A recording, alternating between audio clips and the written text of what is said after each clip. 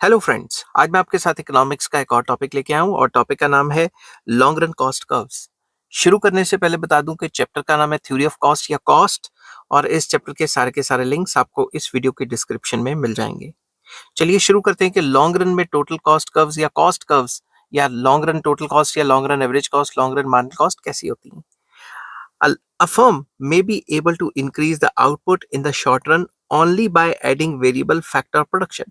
हमें ये पता है कि शॉर्ट पीरियड में सिर्फ वेरिएबल फैक्टर ऑफ प्रोडक्शन को चेंज करके आउटपुट को इंक्रीज किया जा सकता है, but in the long run the firm can build a new plant like a bigger factory more suitable to larger output level. तो लॉन्ग रन में company जो है प्लांट का साइज बढ़ा सकती है क्योंकि सारे के सारे फैक्टर्स वेरिएबल होते हैं, फैक्ट्री भी बड़ी कर सकती है जिससे कि ज्यादा आउटपुट बढ़ सकती है। In the long run, the firm has sufficient time to change all output to produce input in the least cost way। तो लॉन्ग रन में कंपनी के पास जो है वो सफिशिएंट टाइम होता है और सारे के सारे जो फैक्टर्स होते हैं वो भी वेरिएबल होते हैं जिससे वो जो लेवल ऑफ आउटपुट चाहे बना सकती है लीस्ट कॉस्ट पे। The long run cost of a product, मैं फिर से पढ़ता हूँ, the long run cost of a product is the least cost of producing each level of output when all factors of production including the plant are variable। तो long run में जो भी हम प्रोडक्ट बनाते हैं वो लीस्ट कॉस्ट कॉम्बिनेशन के हिसाब से बनाते हैं जबकि सारे के सारे फैक्टर्स ऑफ प्रोडक्शन वेरिएबल होते हैं। ठीक है, इन the long run a firm can produce a given level of output at the minimum cost since it has sufficient time to select the optimum plant size for that level of output।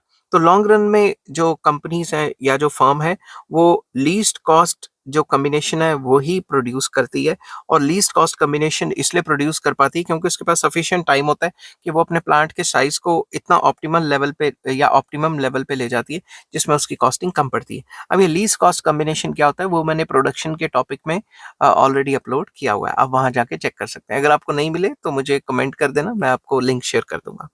Since there are no fix cost in the production in the long run, long run में कोई भी fix factor नहीं होता, fixed cost नहीं होती। The cost in the long run is entirely made up of variable cost. तो long run में जो कॉस्ट होती हैं वो सिर्फ वेरिएबल कॉस्ट होती हैं, फिक्स कॉस्ट नहीं होती। Therefore out of 7 cost curves जो कि है total fixed cost, total variable cost, total cost, average fixed cost, average variable cost and average cost and marginal cost, there are only 3 relevant, only 3 are relevant in the long run, that is long run total cost, long run average cost and long run marginal cost। ये जो LTC है इसको long run total cost कहा जाता है, LAC को long run average cost और LMC को लॉन्ग रन मार्जिनल कॉस्ट। तो सबसे पहले मैं डिस्कस करूंगा लॉन्ग रन टोटल कॉस्ट जिसको LTC कहा जाता है। Long run total cost is derived from short run total cost. तो शॉर्ट रन टोटल कॉस्ट के थ्रू ही हम लॉन्ग रन टोटल कॉस्ट को ड्राइव कर सकते हैं as the envelope of short run total cost. तो शॉर्ट रन टोटल कॉस्ट का जो एनवेलप टाइप बन जाता है उसी के थ्रू हम लॉन्ग रन टोटल कॉस्ट को ड्राइव कर सकते हैं। The shape of long run cost curve as that of an inverse S, ये जो उल्टा S लिखा हुआ है ये उल्टे S की तरह होता है। ठीक है, as shown in the figure given below। ऐसा क्यों होता है? It is positively sloping curve indicating that long run total cost increases with the increase in output। तो ये हमें बताता है कि लॉन्ग रन में जो आउटपुट है वो मतलब आउटपुट के इंक्रीज करने से कॉस्ट हमेशा इंक्रीज करती है। It begins from the point of origin showing that long run total cost is zero when the quantity of output is zero because all the factors are variable in the long run। आपको पता है long run में सारे factors variable होते हैं, तो variable factor का इस्तेमाल करोगे तो पैसे देने हैं, नहीं इस्तेमाल करोगे तो नहीं देने। तो लॉन्ग रन में अगर क्वांटिटी जीरो बन रही है तो कॉस्ट भी जीरो हो जाती है। तो शुरू शुरू में ये डिमिनिशिंग रेट में बढ़ती है और उसके बाद ये इंक्रीजिंग रेट से बढ़ती है। Long run total cost curve जिसको LTC भी कहते हैं is concave downward up to OQ level of output, indicating that long run total cost increases at a decreasing rate initially and it is concave upward subsequently after beyond OQ2 level of output, indicating that long run total cost increases at increasing rate।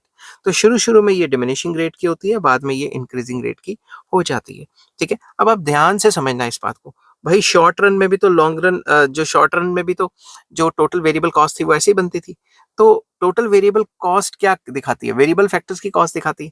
तो traditional theory कहती है कि long run में जो long run total cost होगी वो variable cost की shape की होगी, क्योंकि लॉन्ग रन में भी सारे के सारे फैक्टर्स वेरिएबल होते हैं और कोई फिक्स फैक्टर होता ही नहीं है, तो फिर ऊपर से थोड़ी ना शुरू होएगी, ये तो वैसी रहेगी जैसे वेरिएबल कॉस्ट है। समझ गई बात। उसके बाद सेकंड पॉइंट आ जाता है लॉन्ग रन एवरेज कॉस्ट, जिसको LAC भी कहा जाता है। अब लॉन्ग रन एवरेज कॉस्ट, जिसको LAC कहते हैं, is the per unit cost of factors of production used in the long run. Long run में जितने भी फैक्टर्स ऑफ प्रोडक्शन यूज किए, एक यूनिट को बनाने में कितना खर्चा आया, उसे लॉन्ग रन एवरेज कॉस्ट कहते हैं। ठीक है। It is obtained by dividing the long run total cost with the level of output. अगर हम लॉन्ग रन टोटल कॉस्ट को अगर क्वांटिटी जितनी बनाई है उससे डिवाइड कर देंगे तो हमें लॉन्ग रन एवरेज कॉस्ट मिल जाएगी।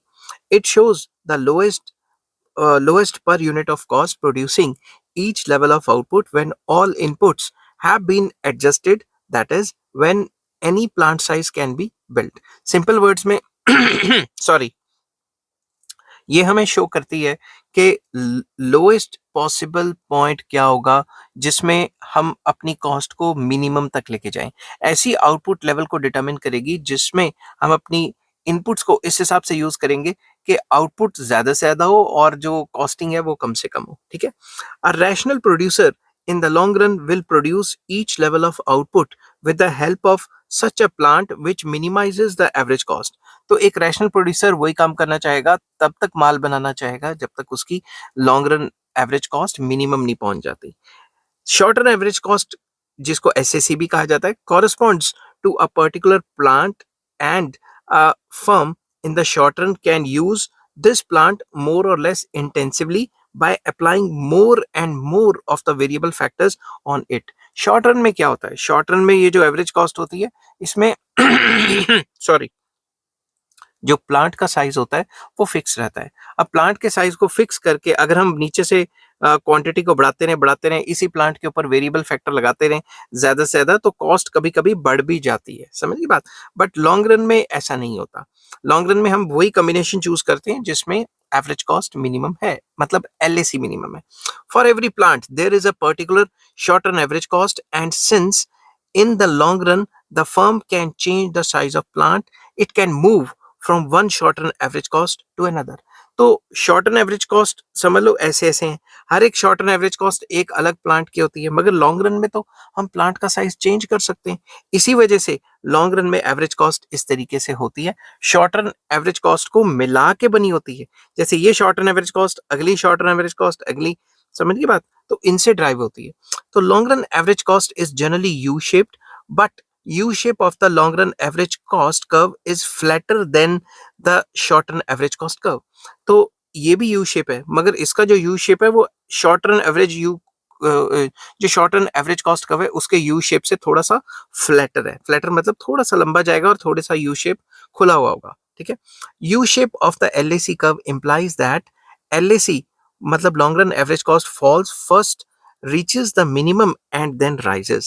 तो ये U शेप ये बताता है कि शुरू में क्वांटिटी के बढ़ाने से हम एवरेज कॉस्ट, हमारी एवरेज कॉस्ट गिरेगी, और अगर एक हद से ज्यादा क्वांटिटी बढ़ानी शुरू कर देंगे तो एवरेज कॉस्ट फिर बढ़ जाएगी, लॉन्ग रन एवरेज कॉस्ट बढ़ जाएगी।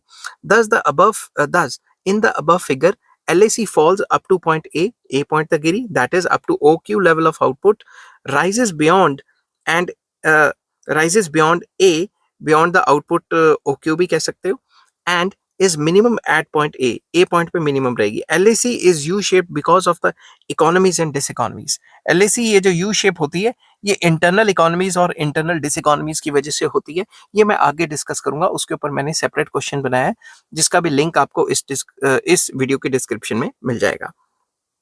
नेक्स्ट आ जाता है कि long run marginal cost LMC कैसे होता है और क्या क्या होता है। लॉन्ग रन मार्जिनल कॉस्ट, जिसको LMC भी कहते हैं, is the addition to the long run total cost as one additional unit of output is produced when all inputs are optimally adjusted. अगर सारे के सारे inputs को optimally या fully utilize करें तो एक यूनिट को बढ़ाने से लॉन्ग रन टोटल कॉस्ट में क्या फर्क पड़ता है, एक यूनिट को ज्यादा बनाने से लॉन्ग रन टोटल कॉस्ट में जो भी फर्क पड़ता है उसे लॉन्ग रन मार्जिनल कॉस्ट कहा जाता है। ठीक है। Long run average cost is U shaped, long run marginal cost curve is also U shaped. LAC भी यू शेप होती है, LMC भी यू शेप होती है। U shape of the LMC curve will be flatter than short run marginal cost, ये जो short run marginal cost है उससे थोड़ा फ्लैटर रहेगी, उससे थोड़ा बड़ा यू शेप रहेगा इसका, ठीक है। This is illustrated in the above figure, ये अबव फिगर में बताया गया है कि लॉन्ग रन मार्जिनल कॉस्ट जो है उसका यू शेप थोड़ा फ्लैटर होगा और शॉर्ट रन मार्जिनल कॉस्ट का जो है वो मतलब इतना ज्यादा फ्लैटर नहीं होगा, ठीक है। अब एक क्वेश्चन आ जाता है इसी के अंदर, relationship between long run average cost and long run marginal cost, LAC और एलएमसी में क्या रिलेशनशिप है, ठीक है। तो तकरीबन वही रिलेशनशिप है जो शॉर्ट रन एवरेज कॉस्ट और शॉर्ट रन मार्जिनल कॉस्ट में होता है। फर्स्ट पॉइंट, सबसे पहले मैं बता देता हूँ, एक्स एक्सिस पे मैंने क्वांटिटी ली हुई है और वाई एक्सिस पे कॉस्ट लिया हुआ है। एलएमसी एलएसी को लोएस्ट पॉइंट पे ही काटता है, ठीक है, ए पॉइंट है वो। अब यही चीजें मैंने with the help of points discuss करनी है। When LMC is less than LAC, जब भी long run marginal cost long run average cost से कम होता है तो LAC falls with the increase in output, तो जैसे जैसे आउटपुट बढ़ेगी एलएसी गिरता रहेगा। In other words, when LAC falls LMC is less than LAC लिख सकते थे या less than it.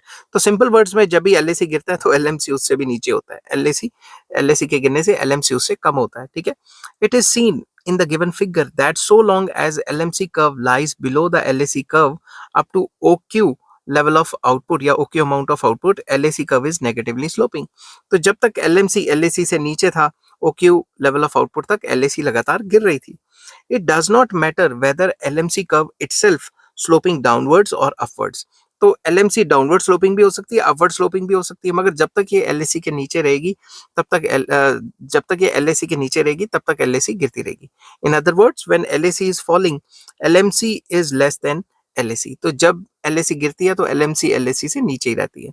Second point, when LMC is equal to LAC, जब LMC LAC के बराबर आ जाती है तो LAC इज कांस्टेंट। तो जब LAC और LMC बराबर आ जाती है तो LAC कांस्टेंट हो जाती है, जो कि ए पॉइंट दिखाता है या फिर OQ लेवल ऑफ आउटपुट दिखाती है इसको, ठीक है। In the above figure, LAC is minimum and constant for a while at point A. On LAC curve and LAC, मैं फिर से बोलता हूँ कि ए पॉइंट पे LAC और LMC बराबर आ जाती है, LAC थोड़ी देर के लिए कांस्टेंट हो जाती है और इस पॉइंट पे LMC cuts LAC at this minimum point showing that LAC is equal to LMC। तो वही बात घुमा फिरा के कि LAC और LMC बराबर होती हैं ए पॉइंट पे, जब भी LMC LAC को काटती है नीचे से तो LAC और LMC उस पॉइंट पे बराबर होते हैं, या ये कह सकते हो कि जब भी LAC थोड़ी सी कांस्टेंट होती है LMC उसको नीचे से काट देती है उसी पॉइंट पे। थर्ड पॉइंट आ जाता है, when LMC is greater than LAC, जब भी LMC LAC से बढ़ जाती है LAC increases with the increase in output. तो जैसे LMC LAC को काट के ऊपर को निकल जाती है, मतलब बढ़ जाती है, तो LAC भी बढ़नी शुरू हो जाती है, ये पॉइंट ये कहता है, ठीक है। तो यहाँ पे बताया, in the above figure LMC curve lies above LAC curve beyond OQ level of output and LAC curve is positively sloping. तो वही OQ लेवल ऑफ आउटपुट के बाद अगर देखें या ए पॉइंट के बाद देखें तो LMC बढ़ गई है तो LAC उससे भी ज्यादा बढ़ गई है, ठीक है। अब इसके बाद, इन other words, when LAC is rising LMC is more than LAC, तो वही बात बार बार करी जा रही है। तो आई होप ये वीडियो आपको पसंद आई होगी। अगर वीडियो आपको पसंद आती है तो please like share and subscribe. इस चैप्टर के सारे लिंक्स आपको इस वीडियो के डिस्क्रिप्शन में मिल जाएंगे। ऊपर से ये जो नेक्स्ट टॉपिक है मैं डिस्कस करूंगा, why LAC curve is U shaped. Till then take care, bye bye.